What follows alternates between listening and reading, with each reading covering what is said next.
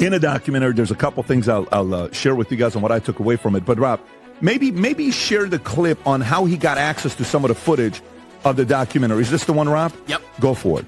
How did you get that footage of Diddy? I figured most journalists would not disclose their sources. Does he know y'all have this in the doc? I would doubt he knows. So when this airs, that'll be the first time that his legal team, Diddy, that everybody knows that this footage is now seeing the light of day.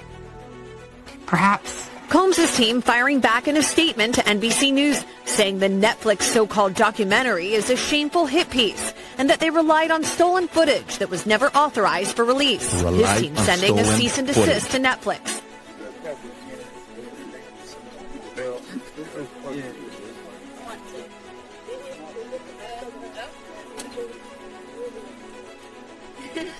Bishop Jakes was at a Diddy party. There could only be two reasons. In 50 Cent's new documentary, the silence speaks louder than any accusation. For years, names like Diddy and TD Jakes moved through separate worlds. Music, faith, influence, rarely questioned in the same breath. But when power operates across institutions, truth doesn't disappear, it waits. What remained hidden was not a single act, but a system that rewarded proximity, protected reputation, and taught everyone nearby that silence was safer than clarity. And when that silence finally cracks, the real question isn't what happened. It's how long it was allowed to continue. Pulled me to himself, wrapped his arms around me and tried to kiss me. And in that moment, I literally died. To many in the religious community, Bishop TD Jakes has been a spiritual advisor to presidents and a religious voice to thousands. Because, the Honorable Minister Louis Farrakhan has prepared us for his departure for many decades. And many people, if you wrongly idol worship someone, you could have a void. Real life.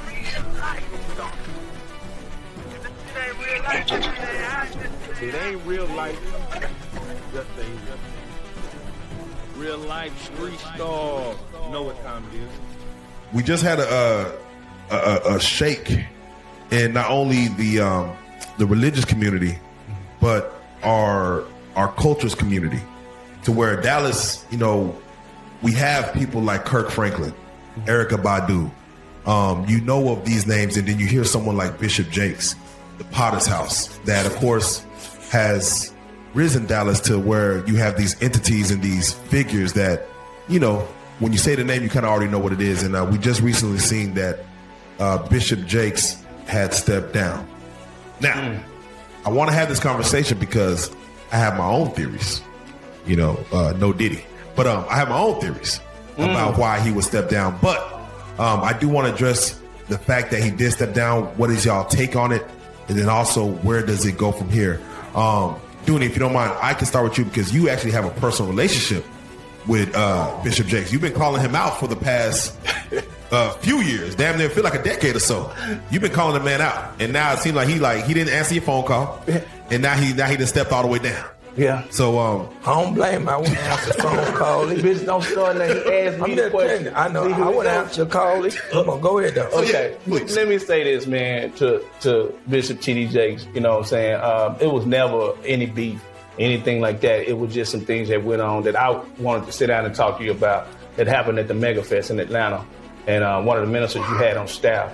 And because of where I came from, you know what I'm saying, it challenged my faith because of some things he did. So I just wanted to talk to you. I talked to Sean. Well, I didn't say no name, but your head security guard came to holler at me. And I sent the word out that I just wanted to speak with you. But your son came by. Shout out to my man, your son, Jermaine, he know what it is. And we talked and we discussed it. But I just want to say this to you, Bishop. You have shown a lot of thieves in Dallas. Ever since you came down, I had the honor of cutting your hair, meeting your First Lady, Jakes, Mama Jakes, Sarah, Cora. I just mentioned y'all named Jermaine, Jamar, Lil Dex. It was an honor meeting you all. And let me say to Mama Jakes, thank you for... In 50 Cent's documentary, a prominent pulpit figure steps aside, and timing becomes the story. TD Jakes has spent decades cultivating certainty, measured language, institutional reach, proximity to civic power. A public transfer of leadership, then, reads as more than routine succession. In an era where reputations can fracture overnight, withdrawal often signals anticipation rather than rest. When leadership changes align with a separate high-profile legal storm intensifying around Diddy, the public instinctively connects dots before facts are finalized. If succession can be both spiritual and strategic, how do we tell where faith ends and risk management begins? Happy birthday is tomorrow! His wife's birthday is tomorrow! Happy birthday! Happy birthday! Well, happy to have you back on the platform, man. It's been a while, man. I haven't had you on the platform in a long time, man. Man, stop playing, man. I ain't never left, man. Shit. All I did was change clothes. So I want to get right into it, man. How you feel about these rumors surrounding, Diddy and TD Jakes? Man, what I think about it is this, when I grew up in the church, the sinners was not supposed to have the same atmosphere with the saints. You have to be able to separate the two. So I'm looking at him as a saint going to a party that ain't nothing but sin. Drinking, maybe fornication, man on man, woman on woman, he on she. But maybe he'd have to lay some hands on somebody. Maybe he'd have to save some souls. I know he got a contract with Revolt, so I'm just like, it's just real strange that he would be found at any kind of Diddy party or any kind of place with Diddy unless it's in a business atmosphere. So now what he's doing is he's making, man, he making the Christians look real bad right about now. And you've been to these parties, right? Oh, yeah. I was there when he was doing the white parties in the Hamptons and the whole 9 yards. So I know what goes on at the parties. If, they probably got a little bit more freakier, as time went on, because they got to the point whereas that they didn't even care. It used to be secretly, where people used to go to, separate rooms and different rooms, and they wasn't doing that out in the public, but now they don't care. Men kissing men and all this other stuff. That's just crazy.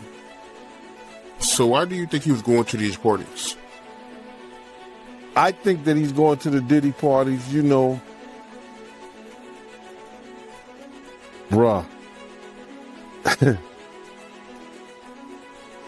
If he's going, well, we know he's going to the Diddy party, and I know that it's, I know what usually happens at the Diddy party, or when we told this happened at the Diddy parties. Maybe he need to see it for himself, man. Maybe he need to go there and really be involved in some things that could help save some individuals while they going to those parties. Or maybe he just going to... A civil filing introduces a name, and culture rushes to judgment before the process does. In 50 Cent's documentary, the transcript reflects a familiar pattern. An allegation appears within a broader legal narrative, and proximity begins to function as proof. TD Jakes' influence has long been described as relational, advisor, connector, stabilizer. So the suggestion that credibility itself could be leveraged carries weight beyond the claim. Legal systems separate allegation from fact. Public memory rarely does.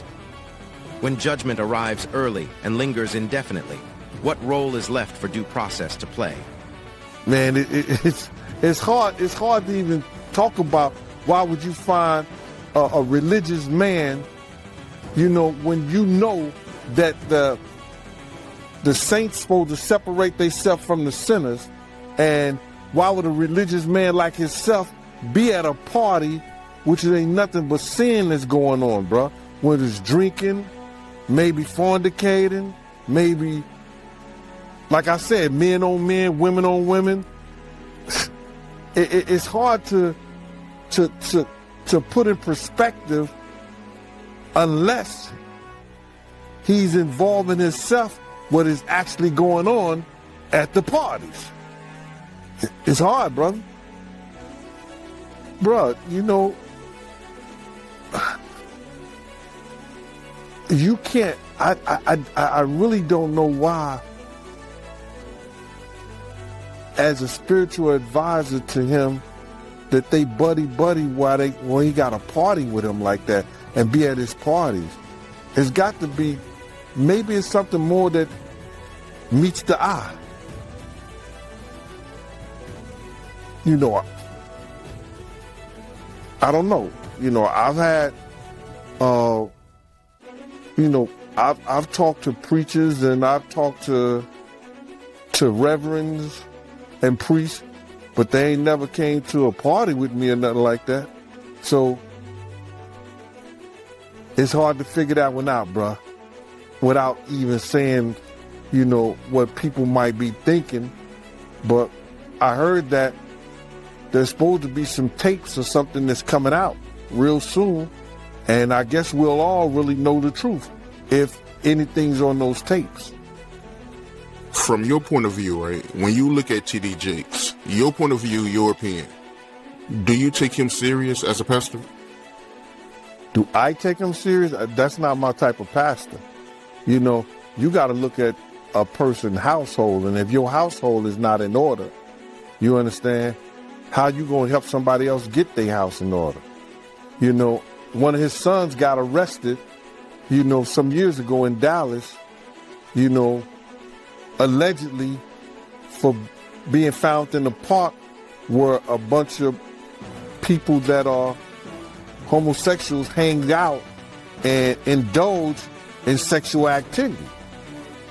And I heard his two sons, which are not his biological sons, both of them are from that LGBT community.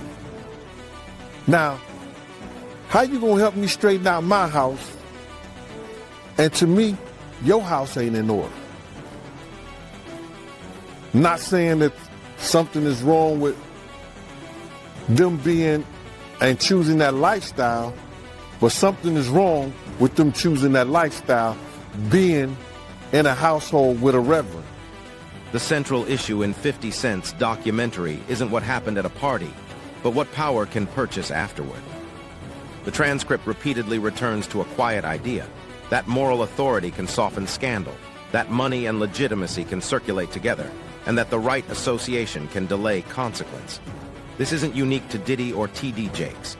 It reflects a system where institutions unintentionally become filters for accountability. If reputation can be engineered like a campaign, what does responsibility look like when trust itself becomes the commodity? Know that he was forcing her. Obviously, the government is presenting this as Diddy coercing her to stay in this relationship, to continue doing these freak-offs, even though she has said she didn't want to. But how much of that did she share with Diddy? Did he know that he was coercing her into this? Because that's what the whole sex trafficking charge is going to come down to. So one of the text messages after a hotel night that they had together, remember, hotel nights is what Jane refers to it. Cassie called them freak-offs, but these are their parties with male escorts. So after this one, this was in August of 2022, she wrote to him, "That was so much fun, baby. My love for you is unconditional and for life." She's referring to that particular freak-off that they had had. And she also talks about Paul. Paul is the guy that yesterday she said that their nickname for him was Shaq. She was Kobe and Diddy was Jordan, and they were the trifecta. So she is addressing the fact that she really enjoyed their encounters with Paul. But while Diddy's defense is trying to make it sound like, look, she was so into this. She loved having Paul. She asked for Paul. She wanted to clarify this. She said, if I had to do what I had to do, at least there was somebody who had a warm energy about them. So, yes, she is saying positive things and had positive feelings about Paul, but she's saying, I'm only doing this because this is, at least I have an option here. She would prefer to not have the hotel nights at all, but she felt like these were the circumstances of the terms and conditions, as she put it yesterday, of this relationship. She said, if I see him, Diddy, there is a request for a hotel night. So I'm just adapting to my circumstances. I'm adapting to my environment. So yes, there were moments when I suggest or organize these things under the pressures of my lover. Yes. I think that's the key thing there. She says, under the pressures of my lover. So she certainly feels pressured to do this.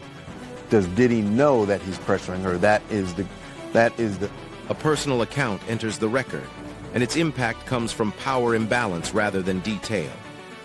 In 50 Cent's documentary, the narrative describes emotional access, mentorship, affirmation, closeness, followed by an alleged violation that reframes intimacy as leverage. Even as an allegation, the implication travels fast because it mirrors a broader pattern, authority converting vulnerability into compliance. Communities built on spiritual safety are destabilized not by accusation alone, but by the possibility that trust itself was weaponized. If faith leadership rests on moral clarity, how much ambiguity can it absorb before it breaks? News out of Dallas. A megachurch founder and pastor, TD Jakes of the Potter's House. His ex-son-in-law claims that TD Jakes abused him.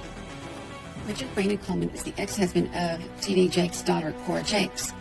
An attorney representing Coleman says that Coleman now claims, along with other unnamed males, they claim to have credible allegations against the Potter's House founder, TD Jakes, of grooming, assault, sexting, and transporting them across state lines.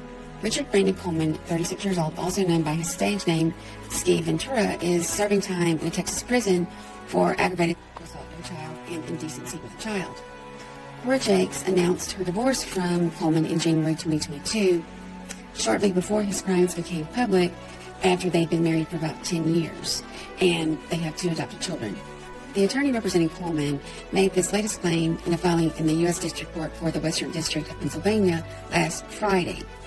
That is part of an ongoing defamation lawsuit that Jakes launched against former pastor Dwayne Youngblood and 10 John Does in November 2024.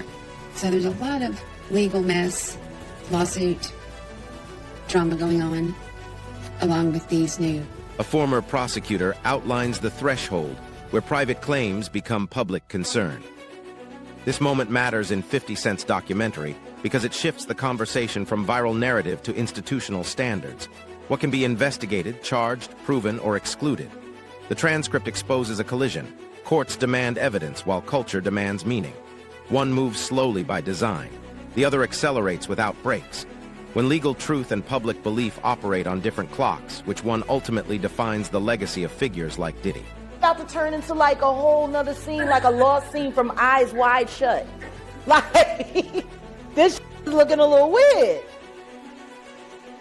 I mean, if Bishop Jakes was at a Diddy party, there could only be 2 reasons. Money or... Real life.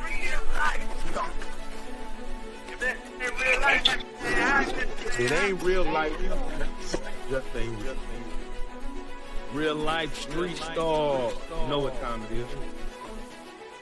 Why do you think TD Jakes was at Puff Daddy's birthday party?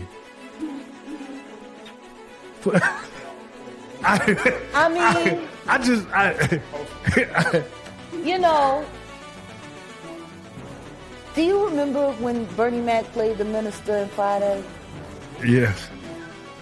That's how I feel about TD Jakes. Like, that's how I see. Oh, Miss Parker, come to play. But for him to be at a Diddy party, I don't know. Like, I feel the same way about that as I feel about when Tyler Perry came to his church and laid hands on him and he caught the Holy Spirit from Tyler Perry. Tyler Perry is the bishop of what? Like, I've never, like, and I cut a check for 100, and I'm gonna lay my hands on your bishop, and he said, and then the bishop said, it's on the fucking internet. He's doing all of this, right? And then there's a woman on the dais screaming, push the baby out, birth that baby, push the. I'm like, are we at church? Or is this about to turn into like a whole nother scene, like a lost scene from Eyes Wide Shut? Like, this shit is looking a little weird. I mean, if Bishop Jakes was at a Diddy party, there could only be two reasons. Money. That's all that happens at Diddy parties. Money and... I hope it was for money. Charitable contribution. I hope it was for money, because arguing about who's going to put the strap on is... That can be a very uncomfortable situation. You know, we're going to pray on it, praise the Lord. You know? The recurring question raised in 50 Cent's documentary is not only moral, but structural. Why does spiritual authority appear inside spaces defined by celebrity power? These environments operate as influence hubs, rewarding access with relevance. When faith and entertainment intersect between figures like TD Jakes and Diddy, both sides gain legitimacy and both risk delusion. Proximity becomes currency. Silence becomes its maintenance cost. If influence depends on staying close, who is truly protected when nothing is said? Look, everything that I know tells me that he will get between 1 and 2 years, and I think it's going to be closer to 1. Prosecution is asking for 4. That's just not going to happen for a Mann Act violation. So if that's right, look, he wants to get the lowest he can get, and I think it's going to be between that 1 and 2 range. To get the 1, I think he's got to show the judge that he is taking his misdeed seriously. Right. And by the way, we know that even when the judge said that he was not going to let him out on bail pending sentencing, one of the things he mentioned was his violence. You know, we've seen his violence. So he knows that this is an issue for the judge. And the defense conceded it. Right. So that's something he definitely has to address. And that's what he's doing with this program. You know, Charles, he doesn't have to address it, but he is addressing it. And, you know, this might help him with regards to his sentence. Maybe the judge might sentence him to lesser time because he's working on himself. But Jamie, you know what the complication here is that he's been found not guilty on the charges that relate to drug use and domestic violence. That there was no conviction using force, fraud, or coercion in these 3 ways, and drugs. The Cassie video was off the table. The only thing he's been convicted of is taking a prostitute across state lines for the purpose of prostitution. But can't the judge consider all of the testimony in the that was presented at the trial? But the defense is going to say he was found not guilty on those things. So it's really kind of an interesting... There's that, but there's another side of this. And Jamie, you've been working on this story for 5 days now to lock this down. But what was there was one key word, one of the sources you spoke to. You remember what that word was? Yeah, redemption. Yeah, because that's the other part of this, that this is Diddy looking at my life after prison, because now that he knows he's not going to be locked away for decades, not going to be locked away for the rest of his life, he could get out this year. A lawyer withdraws, a firm steps back. In 50 Cent's documentary, these moments are framed as professional necessity, but culturally they read as forecasts. High-stakes cases involving Diddy trigger quiet recalculations. Alliances thin. Exposure is assessed. Distance becomes strategy. These exits aren't confessions, they're risk signals. When power networks reorganize only after danger becomes visible, how long was that danger considered acceptable beforehand? I don't know why they acting like they was in there looking for anything other than physical tape, because there was so many DNA samples in that house. They could have probably created a whole new race.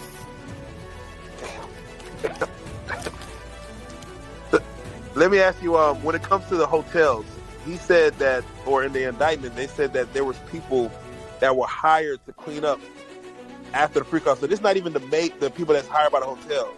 These are special people. No, they had to bring in outside clean. No, this is industrial level foolishness. What are you talking about? It's Breaking Bad level. Imagine what happened. Now, you heard the video, you heard the footage with him and the meek.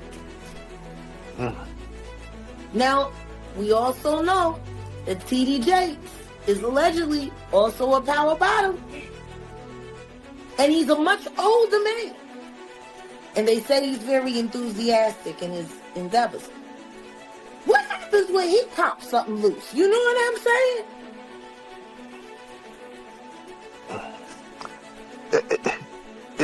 It's funny because they're mentioning sex, but they're not mentioning women. They're mentioning men as workers. Yeah. Like is that a thing where like there's a website? I mean, what?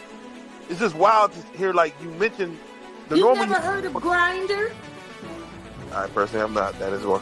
Why don't nobody ever talk about the fact that TD Jakes has an account allegedly on Grindr? Oh wow. Grindr it's been around for about 15 years now. It's pretty much where you can put a GPS in an asshole. So you go onto the app and it uses the location. And it routes you to the account of the man closest to you, and then y'all DM, and you decide if you're going to do it at the 7-Eleven or do it at the gay club in the bathroom. It's a hookup site for promiscuous gay men. Wow. The Grindr. Jeez. Why would a bishop have a ghost account?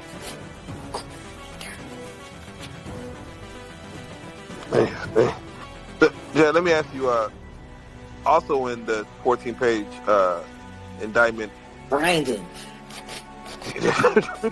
Oh, not clips. Not clips. Brandon. Oh, baby. Not malice. Not malice. Oh. She loved the way I did bop. That's what Cameron said. Yeah, we're about to go through all the lyrics again. There was an interview I was watching with, or a video I was watching with Jay-Z and Diddy from back in, I guess early 2000s. We're gonna go back and watch through all of this because I think you need to, because everything was done in your face. Yeah. They played in all of our faces. All of this stuff was done right in everyone's face. So I want you to imagine. The idea of recordings operates as power even before proof emerges.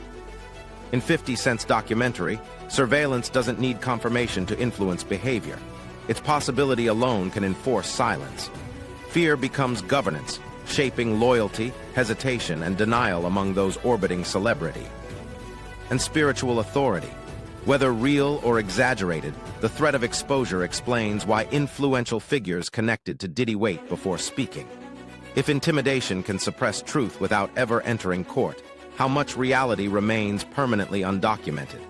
Footage of Sean Diddy Combs in the days leading up to his arrest in New York last September. You want to put stuff in my fanny pack case? The exclusive video obtained by Netflix shows Combs debating with his lawyers about strategy. Listen to me. I'm going to get off the phone right now, and I am going to let you professionals look at the situation and come back to me with a solution. No matter what, no matter what nobody said. Let's just, here and there, y'all are not working together the right way. We're losing. The footage is part of a new, highly anticipated docuseries by director Alex Stapleton and rapper and executive producer Curtis 50 Cent Jackson, titled Sean Combs, The Reckoning.